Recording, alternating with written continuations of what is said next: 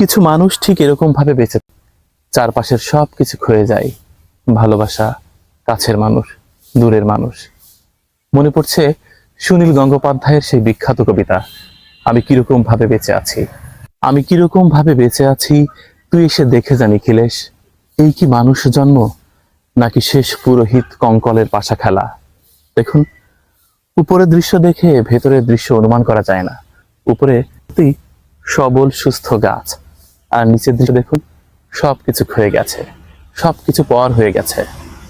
আমাদের সমাজের কত মানুষের জীবন এরকম, উপরে দেখে ঠিকঠাক মনে হলেও ভেতরে কিছু নেই, গোড়ায় কিছু নেই। সবকিছু ক্ষয়ে গেছে, ভেসে গেছে, হারিয়ে গেছে। তারা শুধুমাত্র মানুষের নাম নিয়ে বেঁচে আছে, কিন্তু সত্যিকার অর্থে নয়। দেখুন, এই গাছটি কঙ্কালসার হয়ে আছে, নিচে সামান্য অংশে টিকে আছে, চারপাশের সবকিছু হারিয়ে ফেলেছে। কতটা নিঃস্ব, রিগ্ধ এই গাছটি।